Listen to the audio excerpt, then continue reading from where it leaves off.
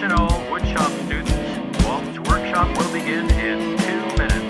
Please report to your lane with your safety goggles on.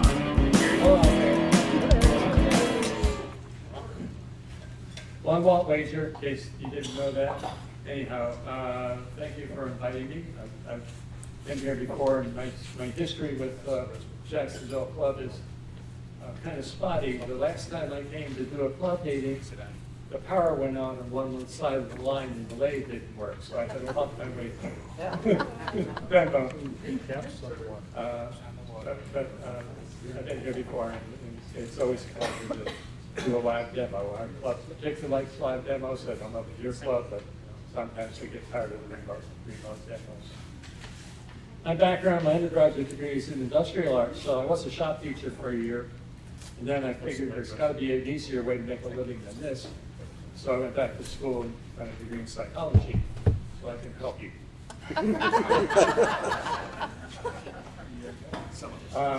You're here yourself, so. From the olive farms, I've been doing this for a while. As I looked in my T-shirt collection, and I found the oldest T-shirt I found that I could actually wear was the one from Kansas City in 2005. I actually started doing this in about 2002 and joined AAW in 2004. And I'm a big advocate of AAW. They publish my articles, that's great. Now, in academia, when you're working at the university, you have to publish, you have to wait at least a year and a half before the thing is published. And AAW, 6 to 8 months. Good job, they do a really good job. My daughter lived in San Antonio. She was near San Antonio, but she went to the University of New Mexico in Albuquerque. And when we'd go out to visit her, we would go to some of the pueblos out there, to the Acoma Pueblo is one of my favorites.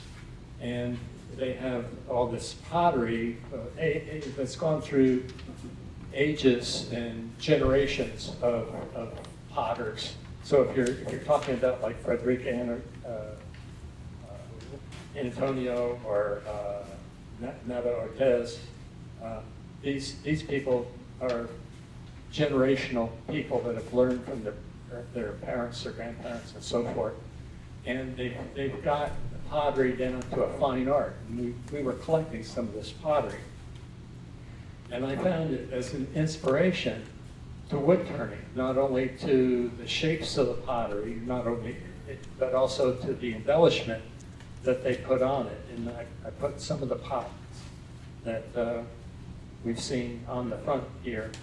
And one of the pots that I particularly enjoyed was the square top pot. So I thought, well, I wonder if you could do that with wood, or wonder how I would do that with wood, because we know that there are many ways to do anything. And as soon as I say, we're going to do a square top pot, probably all of you have a different vision about how you would go about doing that. So I'm going to show you my way, and then next time I see you, you can show me how you did it. So I put a video online. The link for the video is on the back. I've shortened this presentation I'm going to do tonight to about 35 minutes. But you can't do it. I can't do it in 35 minutes, so I'm going to kind of stage it and go through the process in different stages. And I'll show you some new tools and how I did it. But that video is online in YouTube, and you can look at that if you don't remember what I'm telling you tonight. So they pass this around. I said the pottery was an inspiration, and when I started making these, not only was I trying to do the form, but it's also trying to embellish them with some of the designs that come off of the Acoma pottery. And there's going to be an article coming out, Fundamentals. I don't know if it'll be the next issue or the issue after that, on indexing and using an index wheel, the fundamentals of an index wheel, which if you're going to do some of this type of decoration or embellishment that you need to use. Tonight, I'm going to try to do it. Show you, this is the basic form that I'm going to make. I think it serves nicely as a palette for many different kinds of embellishment, so you can think about what you might do with it.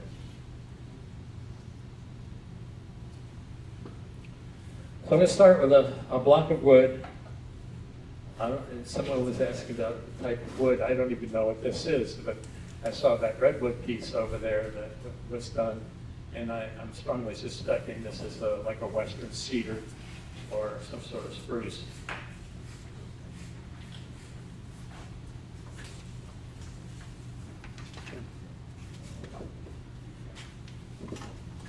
And the first step in making this is the layout, the way I do it anyhow.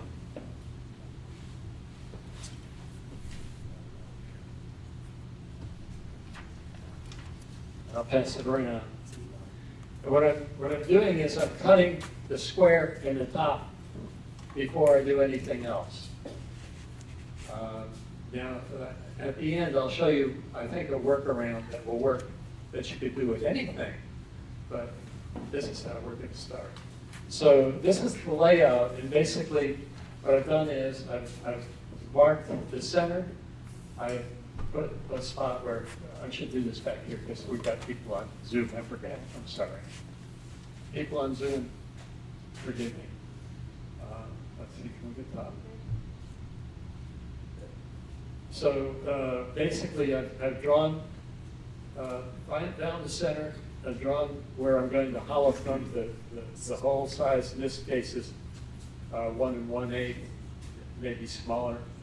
Could be bigger, doesn't matter, depends on your design. And then these lines represent the square. And that's the toughest part about it is, well, how thick is that square going to be, and how am I going to manipulate it or blend it into the round part on the bottom. So when I draw that, then I take it to the bandsaw and cut out the square on the outer parts of this line. This line on the side gives me my depth so that when I cut it on the bandsaw, I cut it evenly all the way around, and it's about a 1/2 inch. Any questions so far? Pretty straightforward. Pardon? So far, so good. Yeah, the only suggestion I would have is that when you cut it on the bandsaw, you want to cut it as close to the corner as you can, because when you get a groove, I don't know if you can see this groove or not. If you get a groove in the square part here, as you'll see later, that's the hardest part of it, is getting all these little grooves out, making the continuous curve. So I'll pass this around. You can take a look at that. Now, obviously, I didn't expect to have a bandsaw here, so I've cut that out, and that's what I'll start with. So I'm going to take the piece that I did, and I'm going to put a dead center.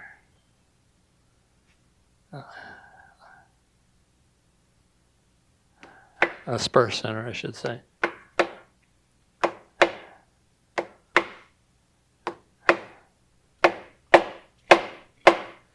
And I'll mention some of these things. I mean, you all, there's better turners in here than I am. So I'll just say that for those people who don't know what I'm doing, this is a dead blow hammer. Dead blow hammer, you can buy them at Harbor Freight.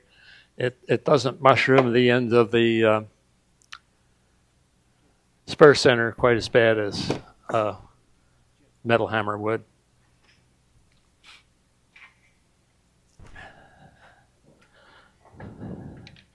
I do most of my work, actually. I make a lot of ornaments and things like that. I don't make a whole lot of big things anymore, although I have a 24-inch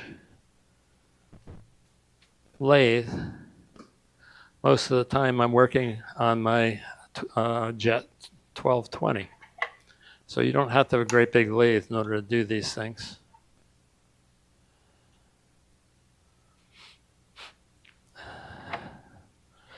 Someone said there was a 6-inch tool rest.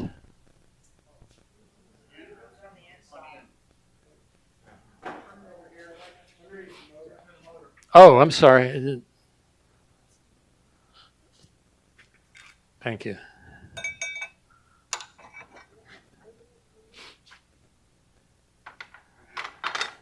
Pardon?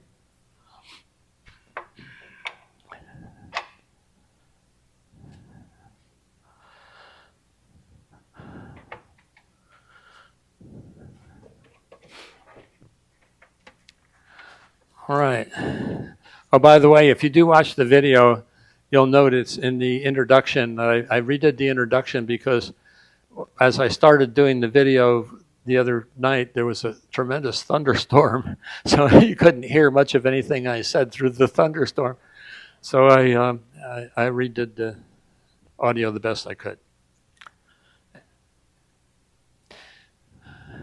So I'm a believer in the anchor bevel cut, and basically I'm just going to, at this point, round this out and put a tenon on the bottom so I can turn it around and put it in the lathe. And I wasn't making fun of the hearing before. I do have my hearing aids on. Otherwise, I couldn't hear you. One more safety thing. I always wear a dust mask at home, always. I have a VersaFlow hood with air. The one thing about demonstrating that does bother me is the fact that I'm standing up here. I will make as little dust as I can. I'll try not to do that. And the other thing is that I'll pass this around too. This is camphor. The first demo I did with camphor. Now, we learn from our mistakes, right? I mean, that's what we do. And 2 people walked out because of the dust from the camphor. So I won't turn the camphor, but I'll talk about that later. I'll talk about it a little bit, yeah. So I'll just make this round. I haven't used this lathe, so I'm gonna. This isn't the one that.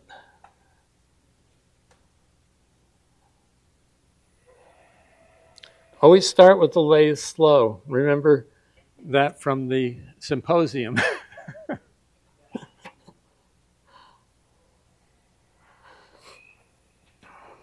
And so anchor bevel cut, anchor bevel on the wood and pick up the cut and just make it round.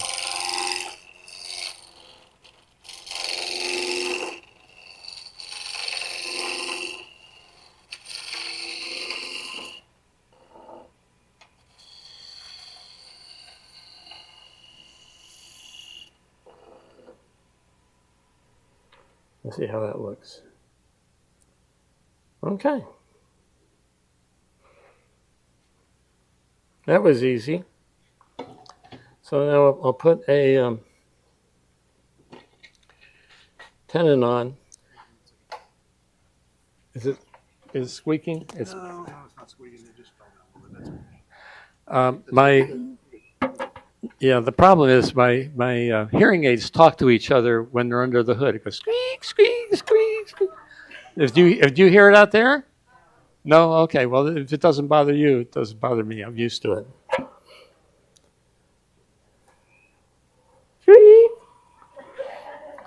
So I've made a template for each of my chucks.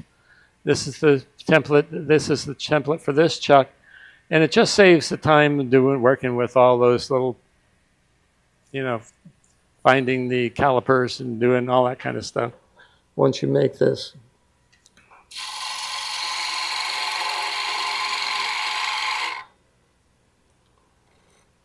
a pretty good idea. Now, generally I'll leave the tendon a little larger than a lot of people leave it in terms of the diameter, just simply because if I want to return or do something with the bottom, it leaves me a little more wood at the bottom on these 2-inch chucks.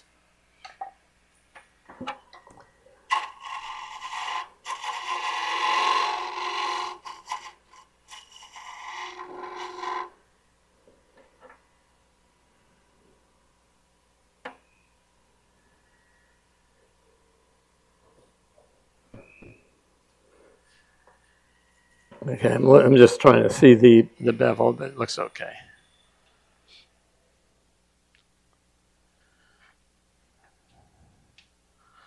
So I'll turn this around.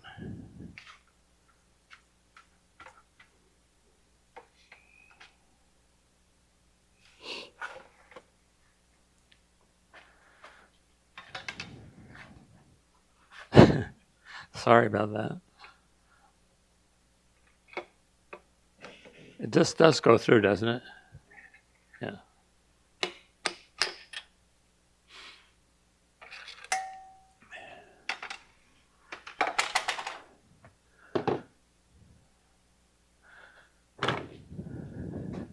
This is Vic Mark 100. It's just got a 1-inch spindle on it, so it has an adapter.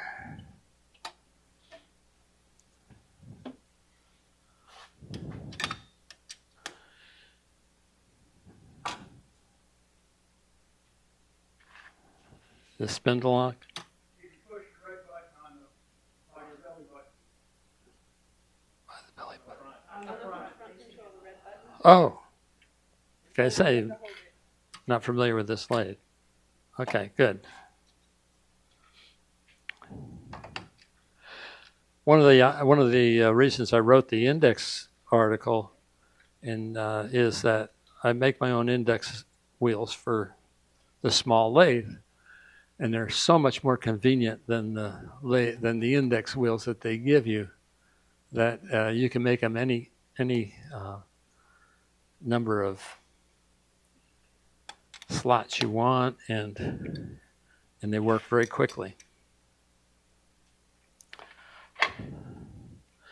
All right, so what I'm going to do now is shape this down some before I think about hollowing it. I'm going to shape it down, and I want to get close to these corners, but I don't want to hit the corners. And to do that, I'm going to use a spindle gouge, 3/8, well, it's a 1/2-inch spindle gouge.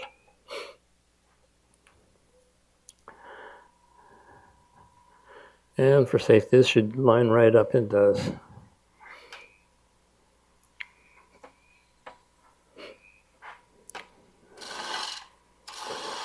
I'm just rounding this off.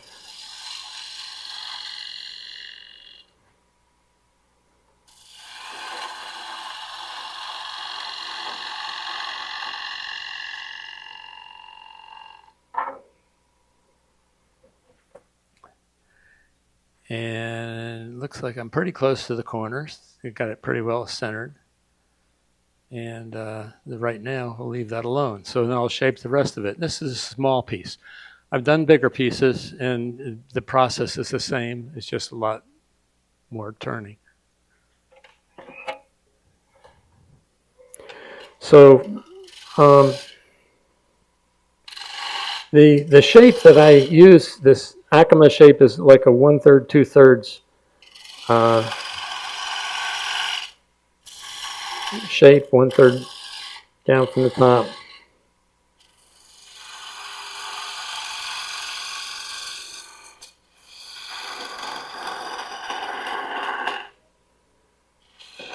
And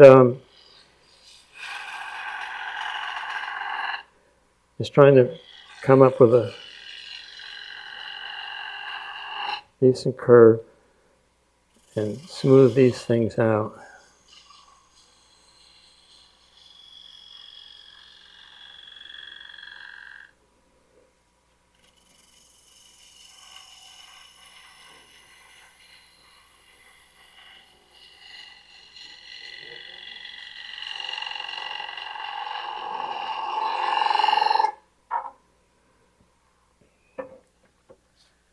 And I'm pretty happy with that. Now, I'm not going to do it. I don't even think I brought the with me, but if I have any lumps or bumps in there that won't sand out, I'll use a negative rake scraper, just a square scraper, and go over the surface, and that'll save me some sanding time. But as I said, I'm going to try to keep the dust down and do as little sanding as I can.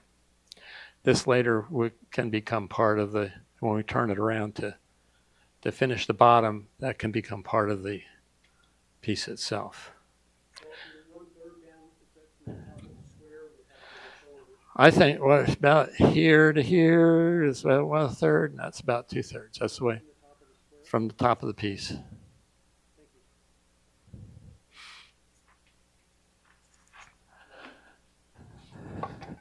Of course, you know, it depending on the shape you want. If you want a longer piece, you might want to change it some and put a high shoulder on it, or depending on what your model is for it, your mental model anyhow.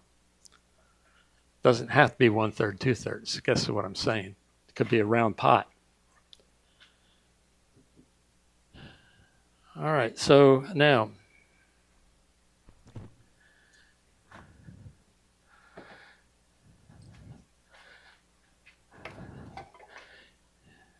in my hollow forms, when I drill them, oops, I have a flat spot there.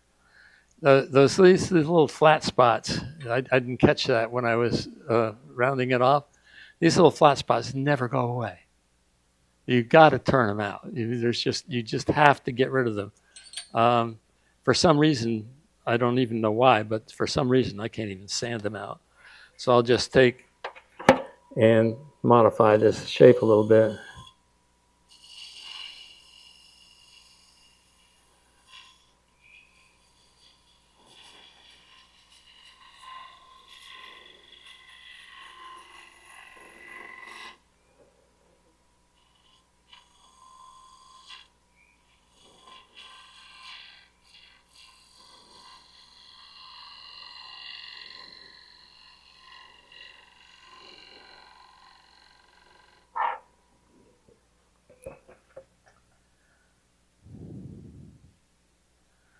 Okay, it's gone. And drilling it, I'm going to start, this is a 1/2-inch drill, and leave myself some room on the bottom. I have a piece of tape here for marking how deep I'm going to go.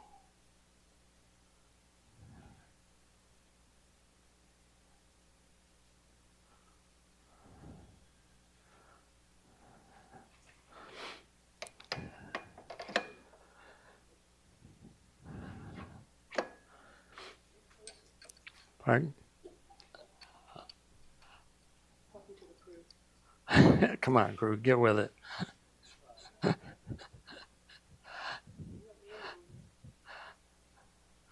right, when you're drilling,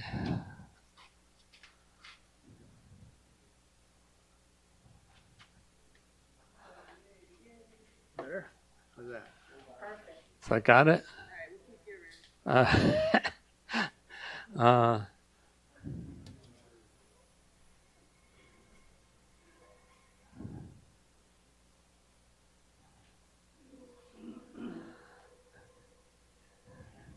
oh, one thing I failed to do here. If this surface isn't flat, or if you don't dimple the thing, the drill will tend to go, if it's high on one side or low on one side. If you wonder why they go crazy when you put them in the wood, it's because it hits one side first and heads that way. So either you square it off, or you can put a dimple in there and then you're not square. But we want a square top, so we'll square it off.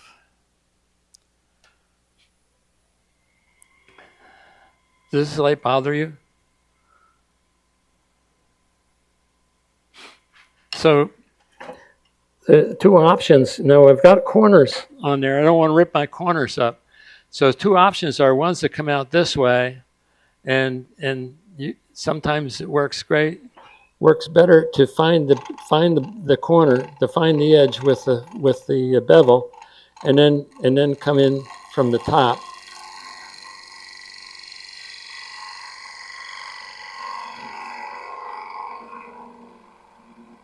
Like that. And again, it's one of those things where you think you've got it all, but one side was a little less tall than the other one, but this worked out just fine. But I'm still going to put a notch in there for the drill.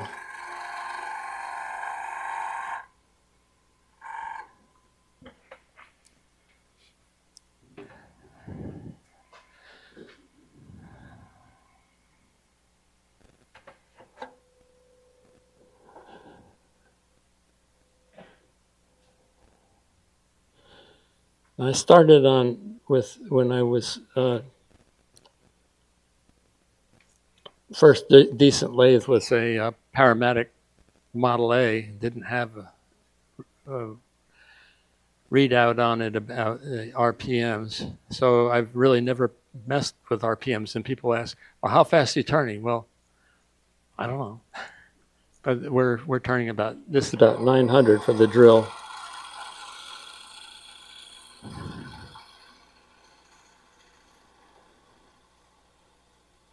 I'm amazed I can get that much.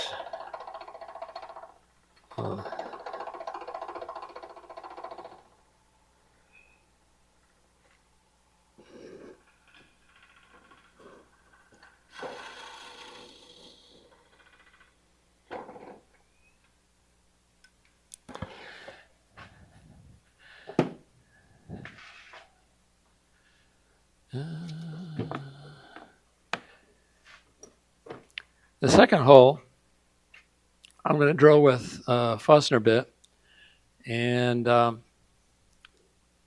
it won't go down as far as the end of the half-inch hole. This is a 1-inch Fosner bit. It's a little smaller than the layout hole that I drilled, but it's always easy to make it bigger. Can't make it smaller.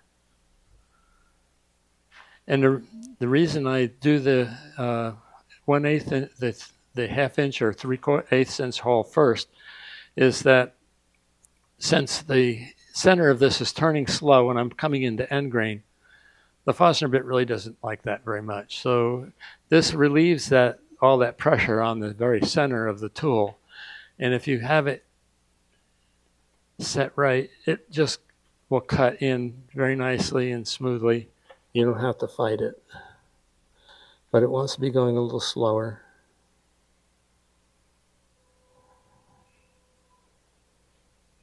About 700 RPM.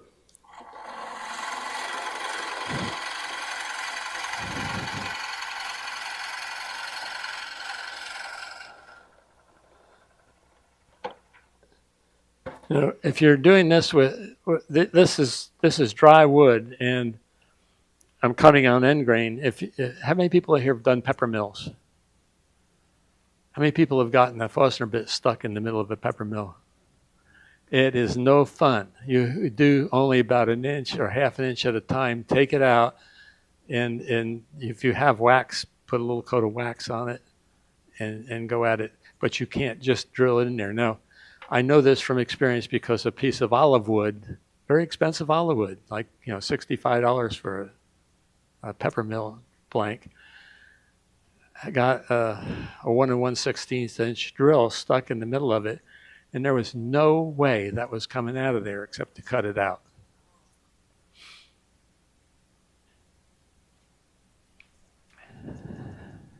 Anyhow, that's not going to happen just tonight, is it?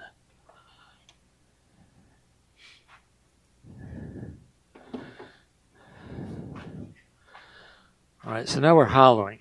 Hollowing, watching somebody hollow to me is like watching them sand. So I'll explain the tools and go see how fast we can go through this without blowing it out.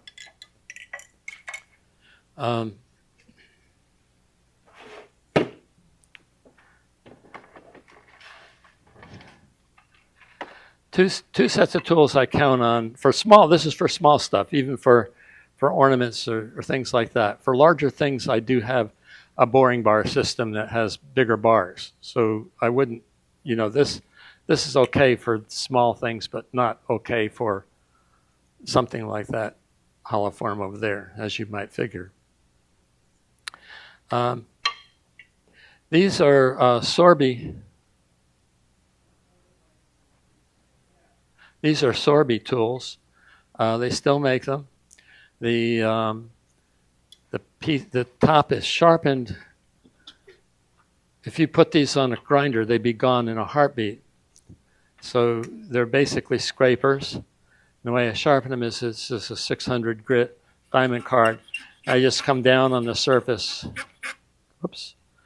Come down on the surface like this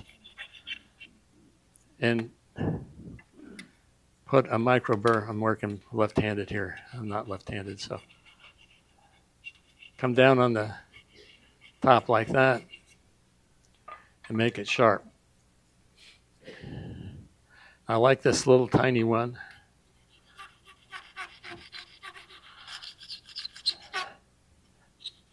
Because it gets around the corners real well. This is another Sorby tool. It's a teardrop scraper. It's not a negative rake scraper, but if you notice the angle on the tool, on the handle, it's canted down or sloped down like it is a negative rake scraper. So it's like a regular scraper with a handle way up like this. When you're hollowing, the handle has, you want the handle horizontal. So this is sloped down so you get the same action as you would get on a negative rake scraper. We'll mess with that later. The little tool like this allows me to get right in here on the shoulder. And because I'm cutting away some of the shoulder, let's see if I can get it.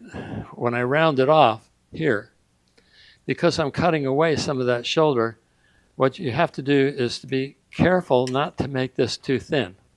Everybody wants to make things real thin, right? Well, too thin and you'll have a hollow form without a top. Okay? And the same thing with the bottom. You have to be a little careful down here too, because too thin and you'll have a funnel. So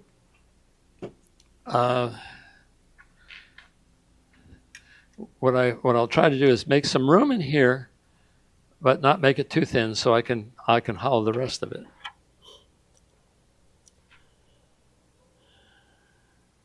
I'm about 900 RPMs. I want the tool to be cutting at or slightly above center. I don't know what you see. Okay, here we see. Can we see the tool to be at or slightly above center? And I want the straight part of the handle to be on the tool rest.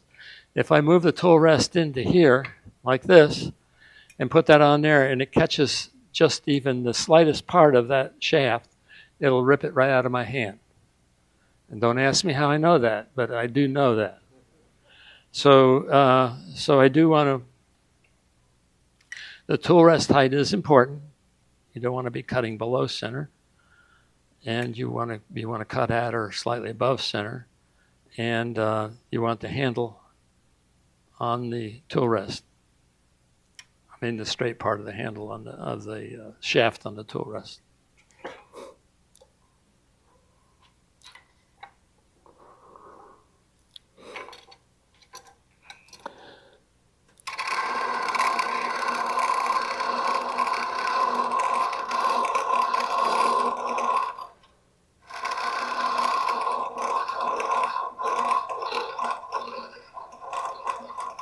Now, as you cut in here, the dust collects in the high spots, and you have to get rid of the dust. And Browning came up with a great little tool that he found that it's a rechargeable blower. You don't have to have your. Oops, let me go back one step. I don't want to forget this. My chuck is marked all your chucks are probably marked with like 1, 2, 3. You know, I put a marker, you know, one of those marking pens. I've made a mark on the one chuck so I can find it easily. I'll put a little thing here so I can find it easily. And if I do that, when I put it back in, I've crushed the fibers the same way all the time, and it should run true to where it was when I started. If I don't do that and I just put it back in, it may or may not run true to where it was started. Generally, it will not. But if I'm going to take it out and empty it out all the time, and this is instead of blowing the sawdust all over your shop, you can just put it here underneath the lathe. It also gives you a chance to check and see where you are with your finger, and you can stick it right back in. If you put it in the right place here.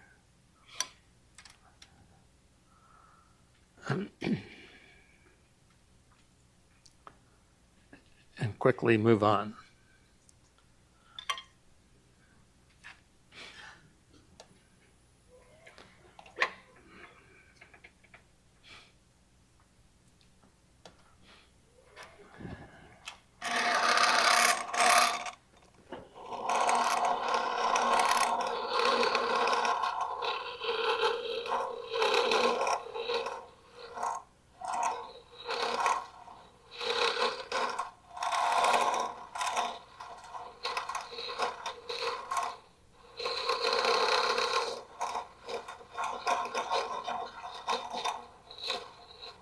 It's almost I should have been a dentist.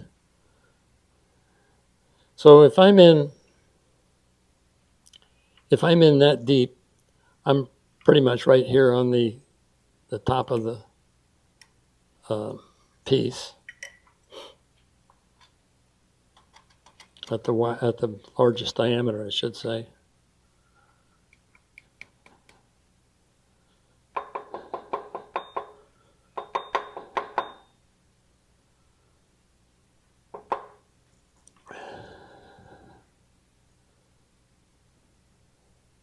And I'm pretty much where I want to be with up here. I've got that thin enough right up here. I'm going to have to work on the bottom now.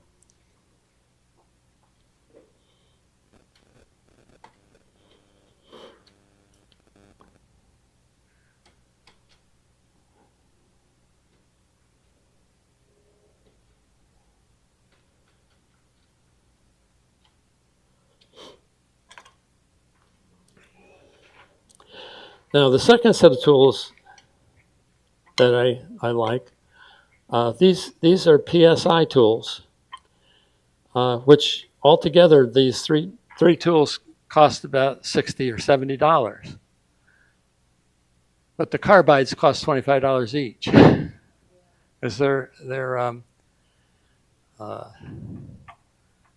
what kind of carbide is that again? Pardon? No. Hunter. It's a Hunter carbide.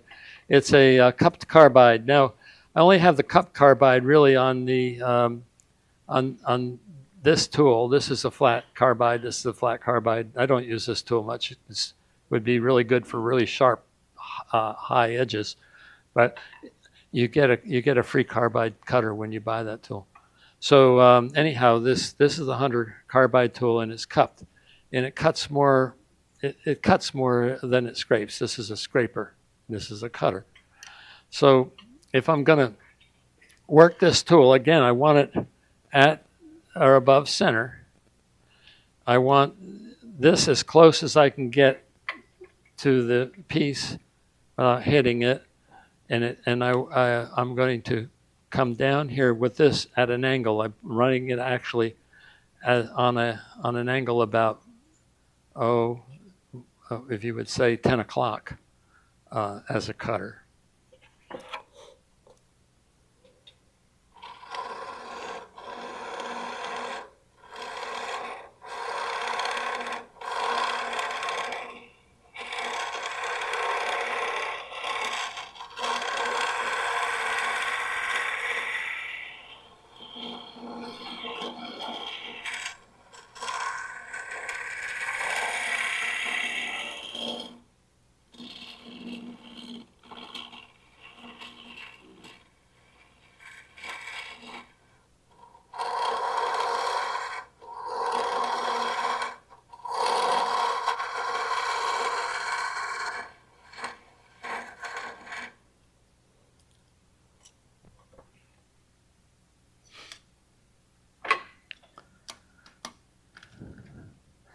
Now normally my dust collector's right here.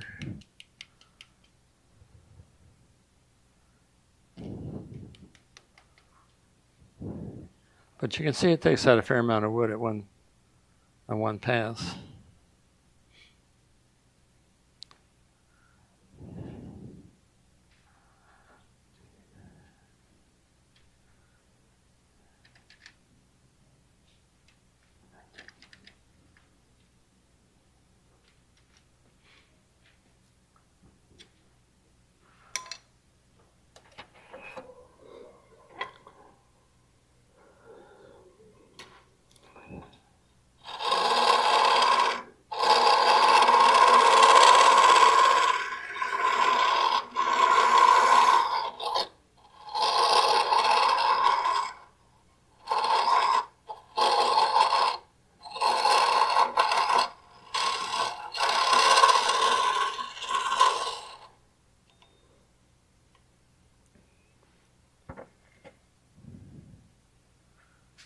Now,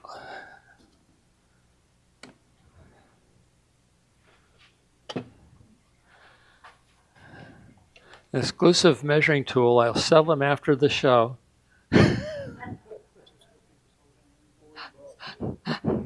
Only $44.99.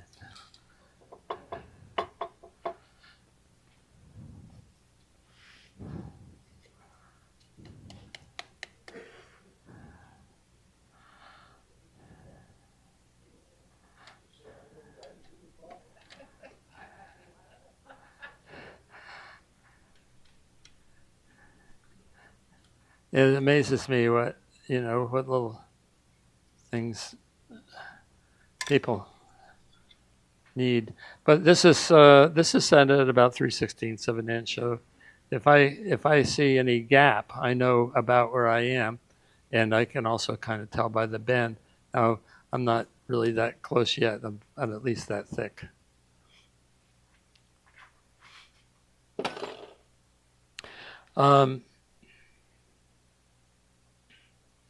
This other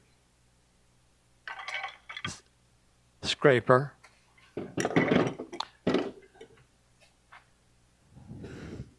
is it's like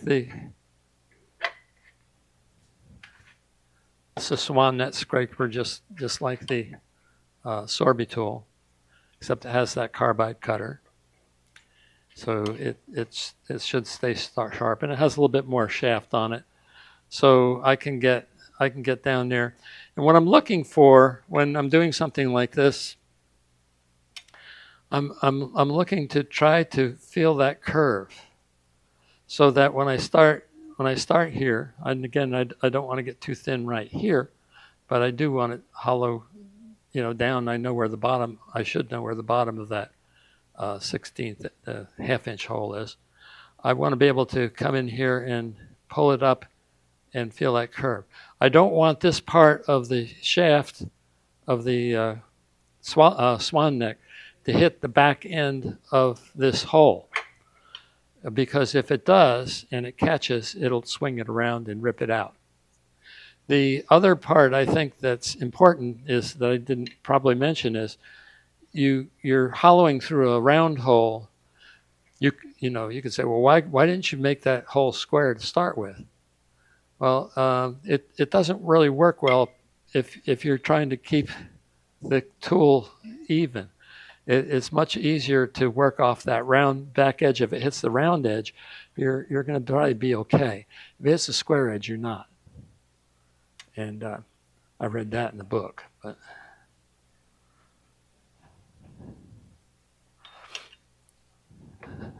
so I'm just trying to feel where the lumps and the bumps are. And I'll start the tool inside rather than trying to put it in while it's running.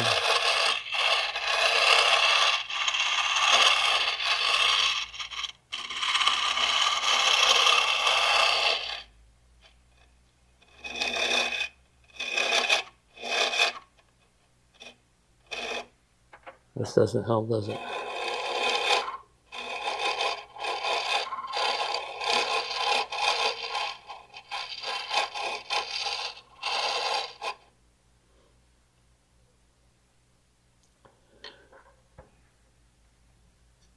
and so on and so forth. I kind of watch my time here. That's pretty close to done. That's what you think.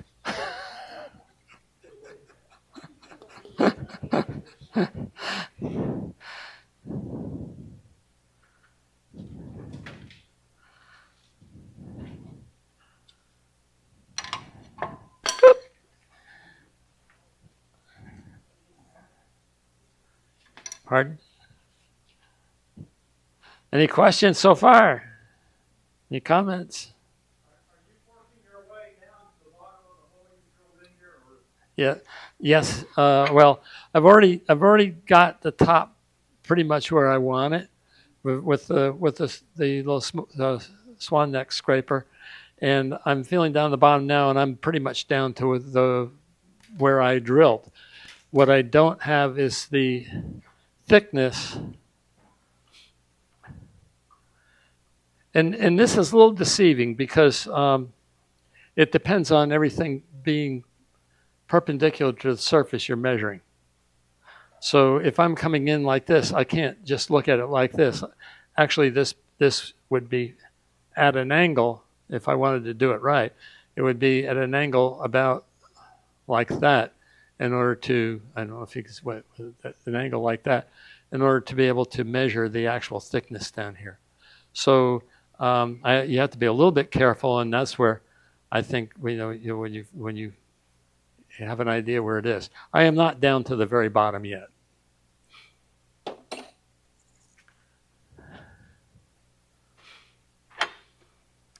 Almost.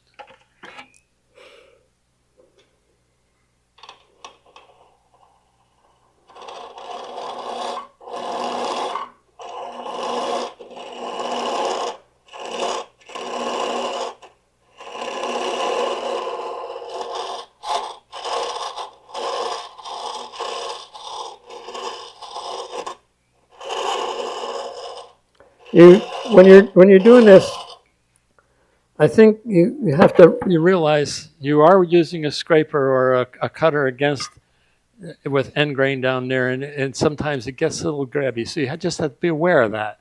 It's not in this particular case with something small like this. It's not going to take it right out of your hands, but you do have to be aware that you have to hold on to it.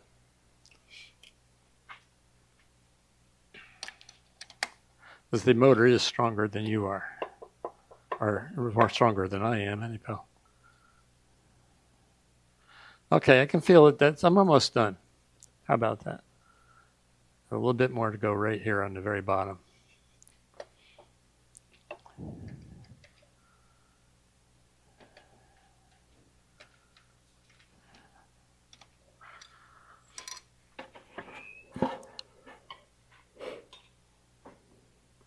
Again, if I pull this out, I can feel there's the end of the piece right there. I'm going from there to the bottom.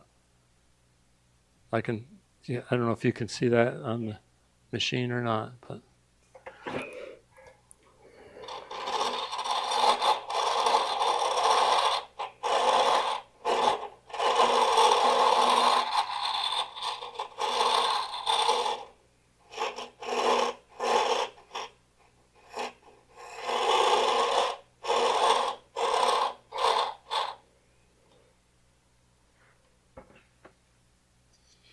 It doesn't take much.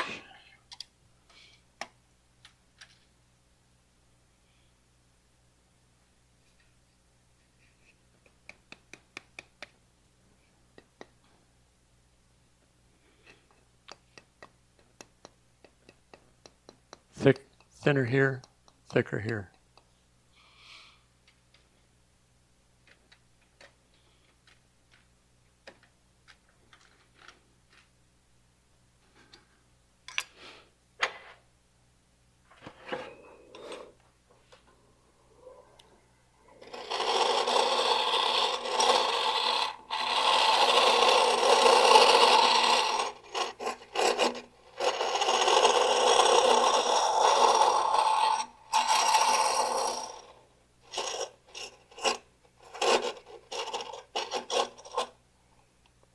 All right, now.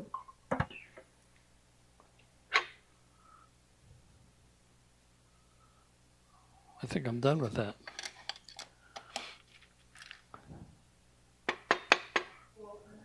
Yeah. Every time you take it off the truck and you put it back on, Yes. make sure you put it in the right, the same place each time. Yes. There's an arrow that I drew on the piece, and I have my number one jaw is marked with a Pentel marker, or it's yes.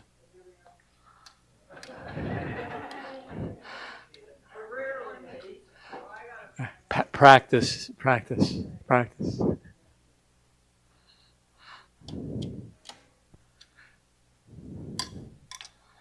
It should run true. It still runs pretty true. So I've got. Let's say I'm finished with that part, and I want to just, again, nobody's really going to get down in there with this, but this little scraper will just kind of smooth out the sides, any roughness that occurs as a function of the.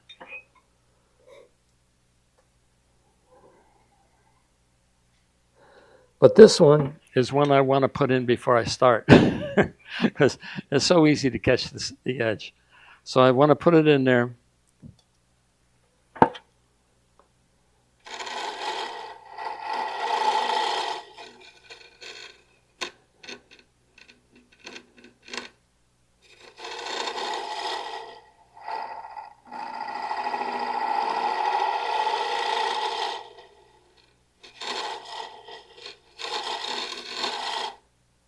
And that's it.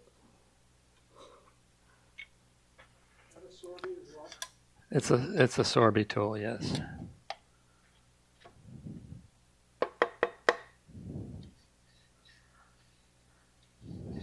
Now I can pass that around. You can say what you think about it. It could be thinner, but we have. We'll move on. This is one that I prepared. It's up to the point where I've got the shape, I've got it hollowed, and now what I have to do is blend the sides into the top edge. This one is also marked for this chuck.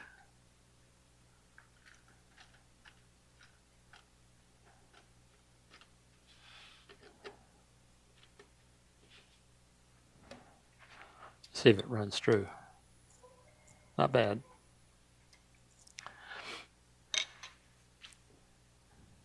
So the tools that what we have to do is blend this in and make the top. We'll get to the squaring off the top, but you'll notice that the top is actually quite thick, and we want the impression of the thinness to be maybe 1/8 of an inch. So I've actually taken and drawn a second set of lines on this to the thickness that I want the square to be.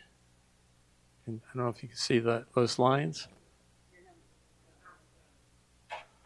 My helmet's in the way. How's that? Okay. So we have these lines here that demonstrate the thickness that I'm going to end up with on the end. And we also have this rough edge that, that when I carved it up so I didn't hit the corners. So it doesn't matter if it runs true anymore because I'm not turning, I'm done turning. But now I'm blending these in. And I'll pass one of these around so you can see it. It's called a microplane. Pardon?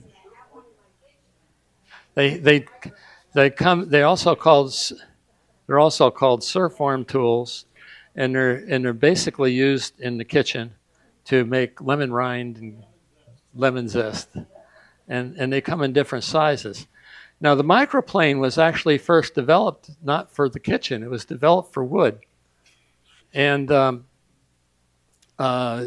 went online and looked for it, and it said they're having trouble with distribution right now. What did you look it up? Google microplane and see what it says.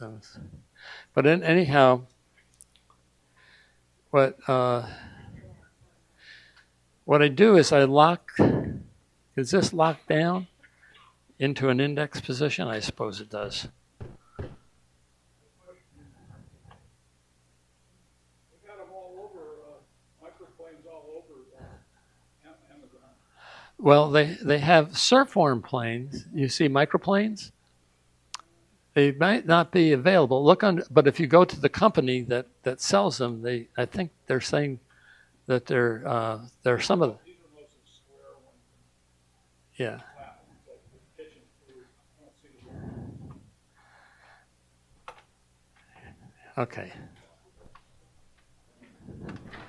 them.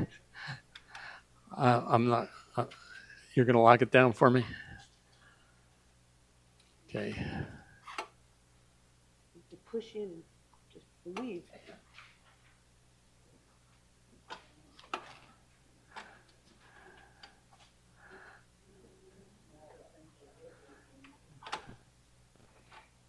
Oh, you've got two separate buttons. You push this one and then you turn this one. Here, it wasn't threading. There we go. There you Okay, thank you. Good.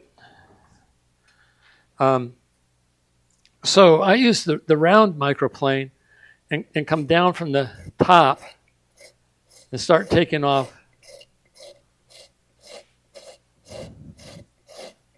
this wood up here. My objective is to hit the corner of this and taper it up to the 1/8 of an inch that I want.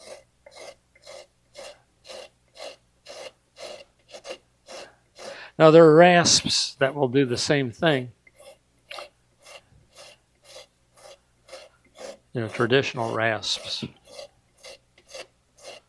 But these really work.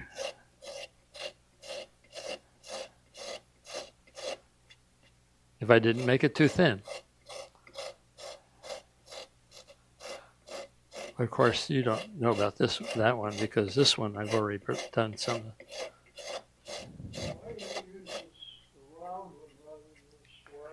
Well, the blend has to come in like this from the top. You just can't square it off, then you wouldn't have the curve. So if you look at the white one that I passed around, yeah, the white one. Let's see, yeah. This is just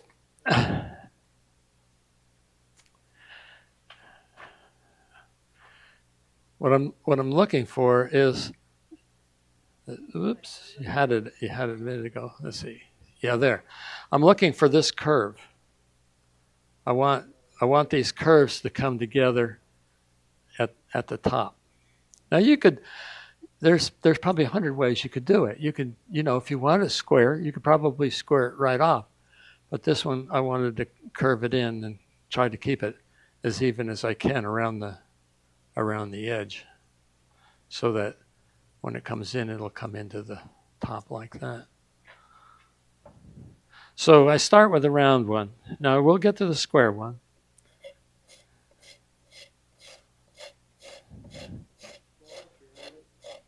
Pardon?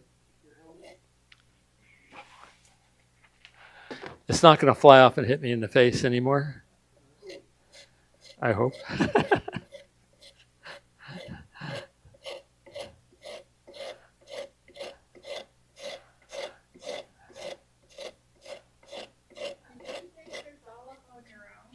Pardon?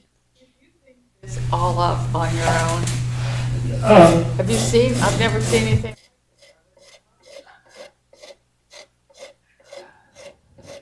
I have done. There's as I said, when you see something like pottery or something and you say, I wonder if I could do that in wood. Well, there are things you cannot do in wood, believe me. I've tried many things that don't work. But I thought, this is one of those things where it would either work or it didn't. And when I did try it, it worked okay. So that's how I am showing it to you. The ones that don't work, I don't show you.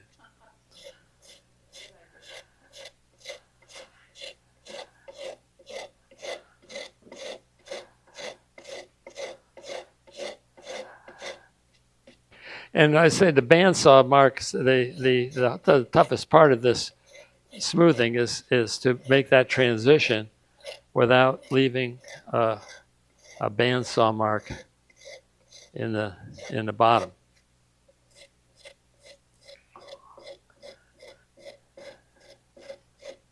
I don't care about the corner, the top here so much, because I can sand that out.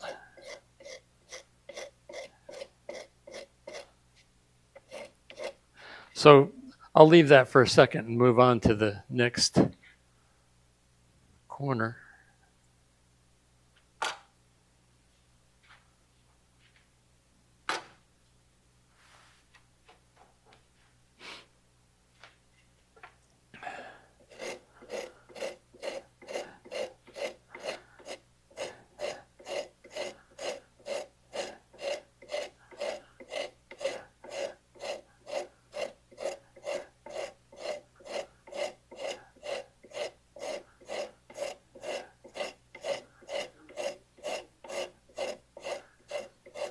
This is kind of like hollowing and sanding and watching paint dry.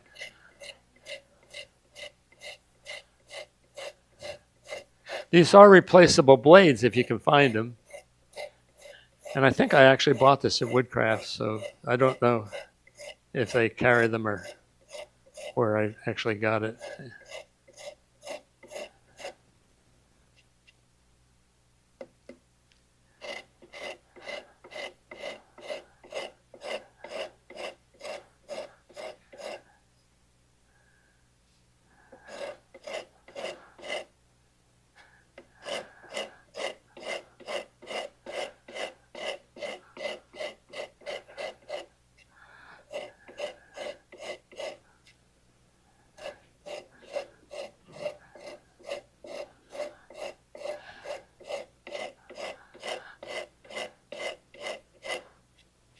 And so there are the small ones. Did I pass the small ones around? Are they out here somewhere?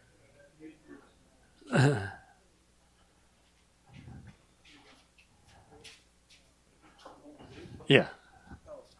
There's two of them, right? Yeah, he's got the other one. You need them both? Yeah. So I get them. I want them all.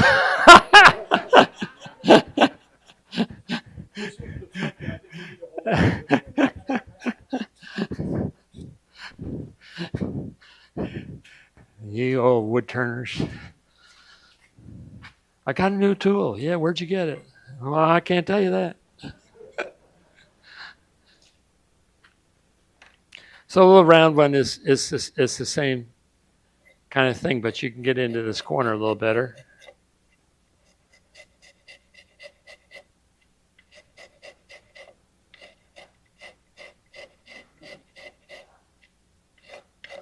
Like that. Now the square one comes in where you're making the see, I'll take it out and show you. So we've made a transition. This transition here needs some work, but we've made the transition on these three sides, and I want to bring the edge down to the thickness that I want the final opening to be. Now, I can either bring it down from this side or this side, but I like the way it shapes into the curve to come into the top like this. So,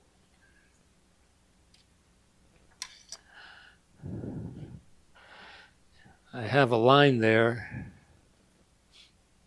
and I can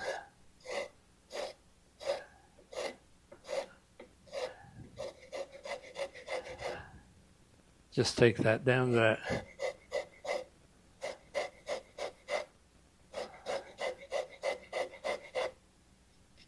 that line. I'll just move it here instead of moving there.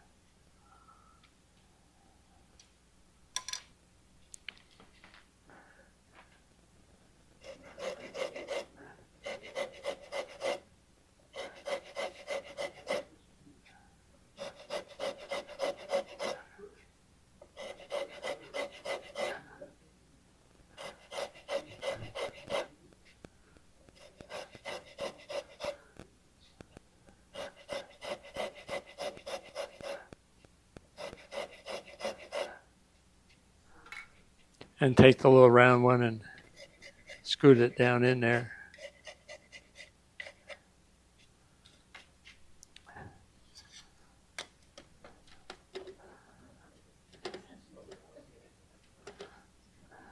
So this is the only one that really I have to work on here.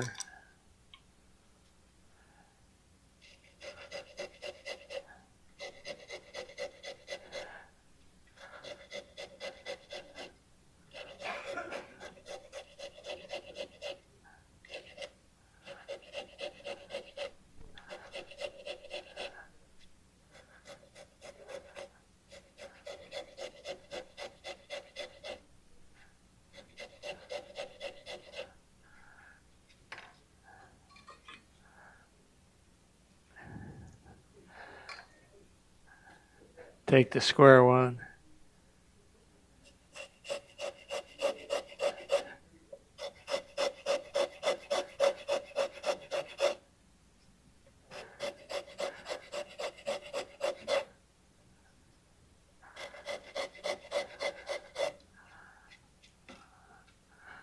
All right, so now basically, other than sanding, and most of the sanding that I'll do on these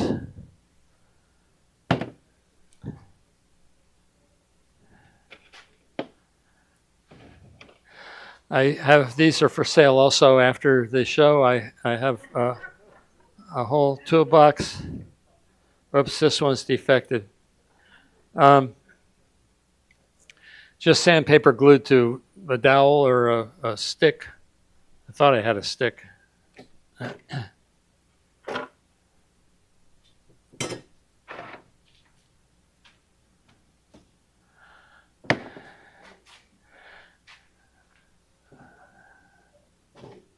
Well, you know what a stick looks like. It looks like this.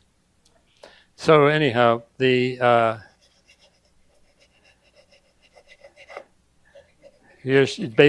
just refining the microplanes.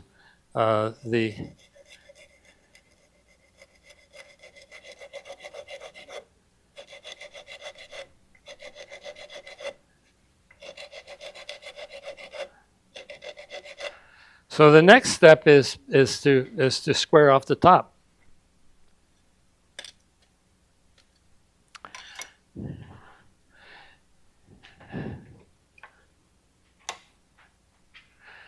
Get the metal out of the way. Stay. And I just take the square microplane and come in from the corner, little one.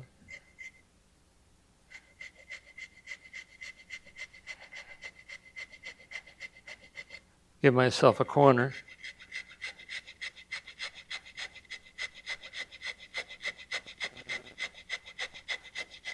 You see, not much, huh?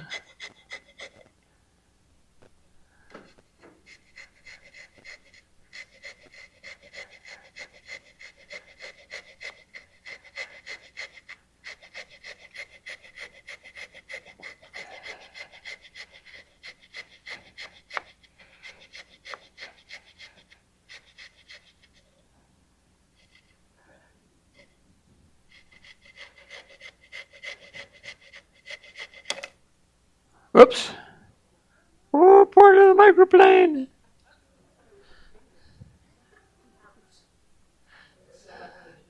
Well, super glue. We have a sturdier microplane that's also has corners, so we'll use that. Yeah, it's pressing a little too hard, I think. Blame it on that.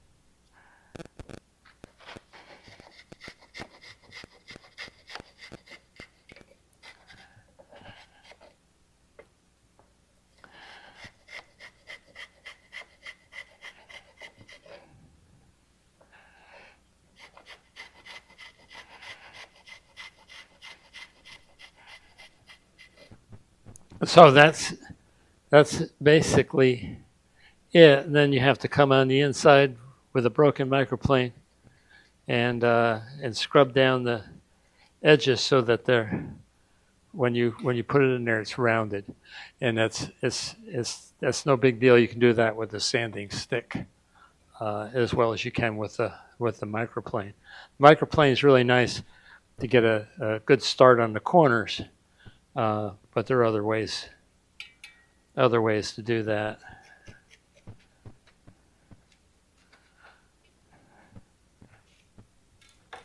Now to take it off to finish it.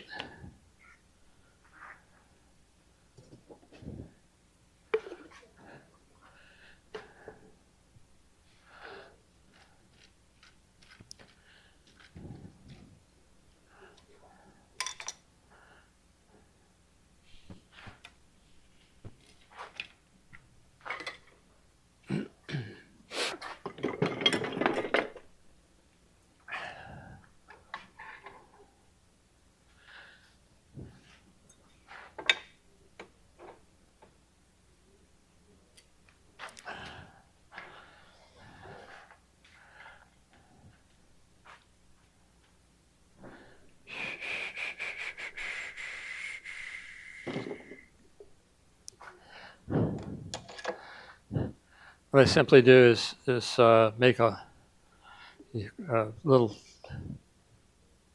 jam block. We already have a centering hole in the bottom from when we started. And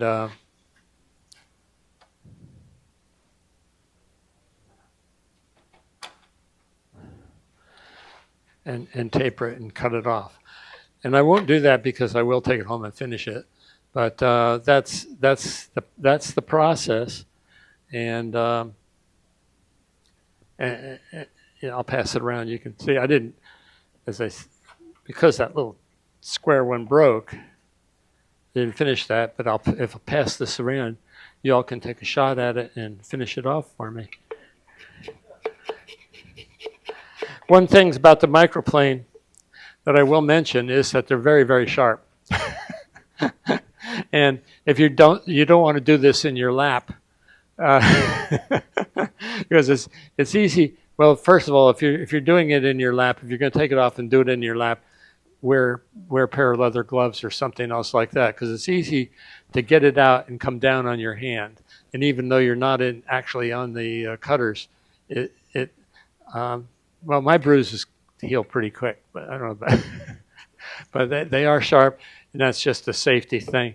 And the second thing is that eventually they do get dull, and you can't sharpen them. So the replacement blades were about $15, I think, for a replacement blade, but they do last a long time. Pretty good amount of time. And the one other thing I found on the internet, there's a set to find a good wood rasp is hard. There are some good wood rasps. To find small ones, is that me? Potential spam.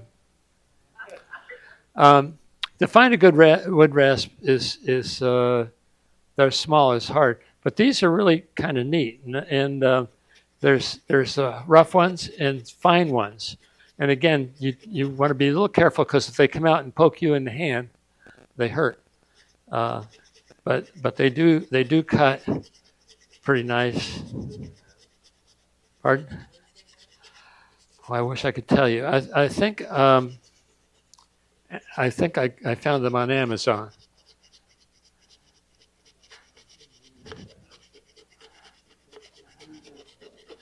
Yeah, just Google small. Well, if you go to Amazon and Google wood rasps, I'm sure they'll come up. I tried to put in the handout a couple of links that I think you'll find it interesting, if not exciting, to look at. The AAW magazine is wonderful for ideas and what other woodworkers are doing, but it doesn't really show you what you should be doing yourself. So if you go out on the internet and you look around a little bit and you say, wow, this is really kind of neat. I'd like to be able to do that. You'll find some, especially in the pottery, you'll find some amazing pieces that if they don't inspire you, you probably need another hobby, quilting or something like that. So nothing wrong with quilting. I'm not making it.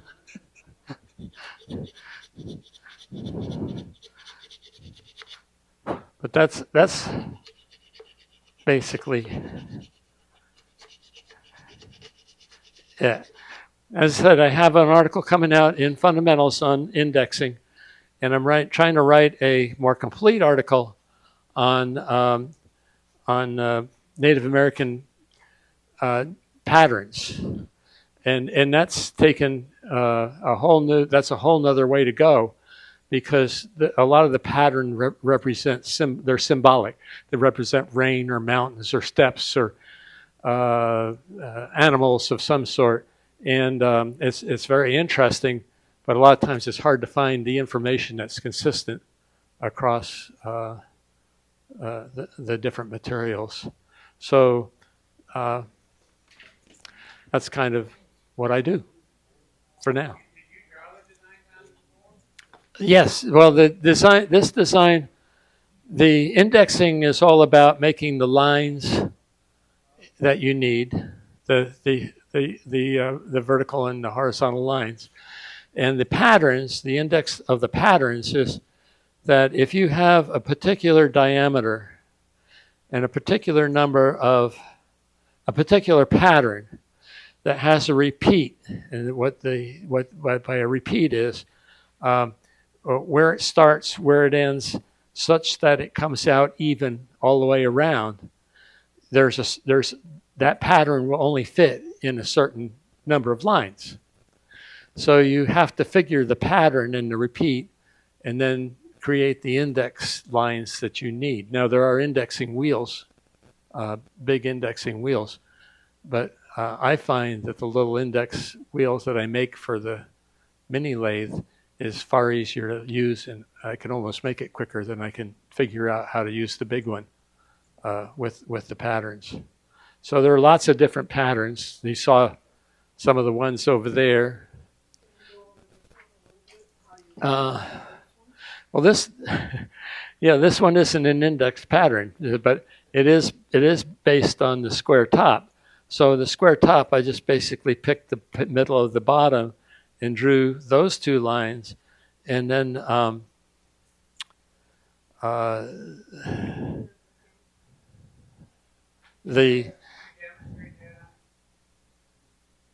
I don't. What I demonstrate in the video is how to make the square top thing as a palette for what you want to do with it next. Okay, so Doing the patterns is a different thing. This is just a freehand pattern, basically the top and the bottom and here, and then an S curve and an S curve coming back, and then painting it. Now the paint on this is milk paint. About 2 years ago, I went to a symposium and I won a raffle on a milk paint, and I got a lifetime supply of milk paint.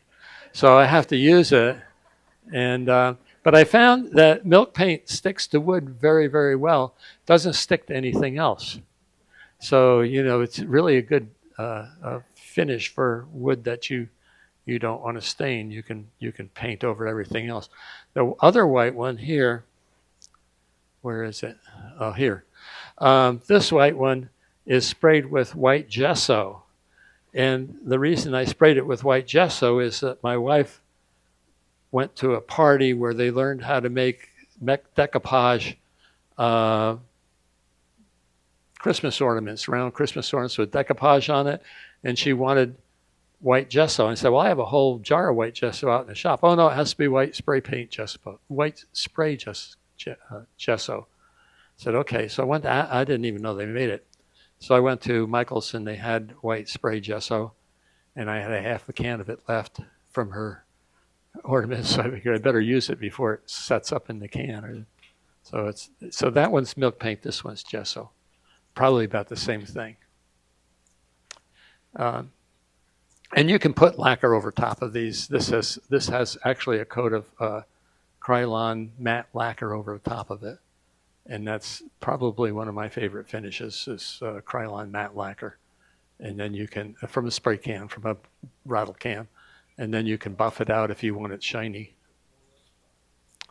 Any other questions? That's a good question. Is it cypress? Okay, it's cypress. I think it's western cedar. No? Think it's cypress? It could be. I don't have a clue. I know it's not butternut.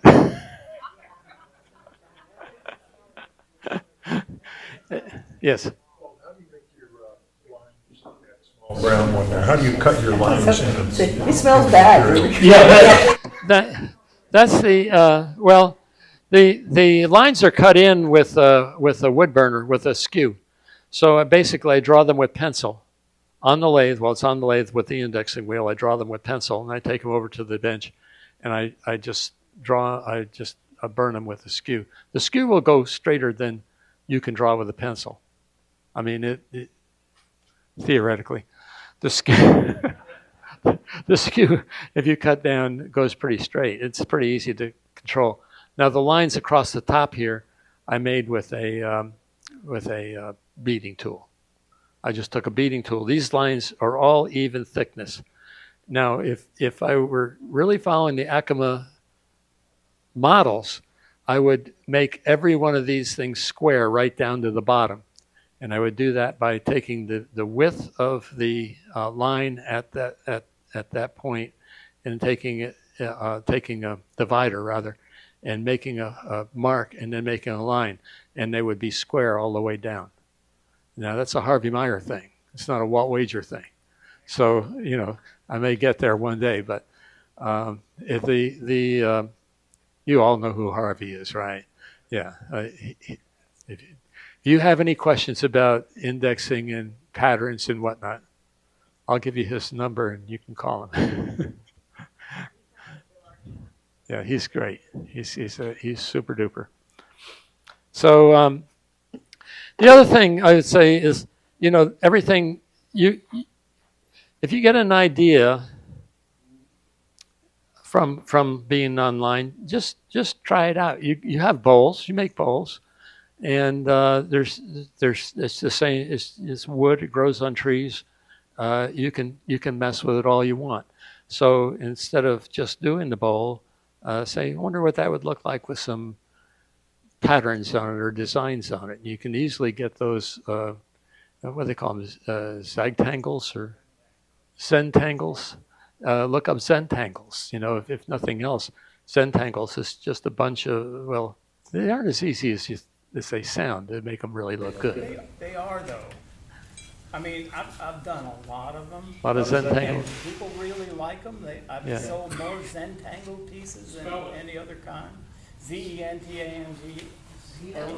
Zentangle. Never heard Pangle. Yeah, Zentangle. And you can go to Tangle, was it Tangles, Zentangles.com? And There's there's, tanglepatterns.com, and there are millions of patterns, and there's just a really. I used to get a new one every day mailed to me. Not bad. Yeah. And what they are, though, they're discrete. So it's not like you're creating a whole big thing, usually. What I'll do is I'll take a piece and divide it into little territories. And then each territory will have its own tangle in it. Yeah. And it, when you're talking about doing a tangle that's only this big, it's. Yeah, you it's can easy. take a piece of blue tape or something and put it around the PC. You can index it or do it randomly, and then work within that space that's left. And then you have a pattern, you have a divided area that works. So there's just a million things you can do. And that's a good program, Zentangle Sunwood. There you go. That might be one we do for our club. We're always looking for. What do you use, particularly like on the black ones? What is it that you're using for the color? I'm using the Faber Castile. Indie ink pens. They're called Okay. PIT pens, PITT, PIT pens. And I'm using the micro, whatever it is, the 0.5 size archival. Yeah, the Castile pens come in either a brush or a single tip, and then on the single tip they go 0.5, 0.05, 0.1. Right, you get the different things. They're about $5 a piece. Yeah. And if you're doing that kind of work, they're well worth it. I mean, you're not going to do that with a paintbrush. How do I know that? So it's just, know into what you can do. I love it. Well, thanks for having me. He can turn you a ball, he can make you a star, he can turn on a guitar, he's the woodshop man. Yeah, he's the woodshop man. You better watch out when he's got wood in his hands, 'cause he's the video making, wood turning, lathe working man.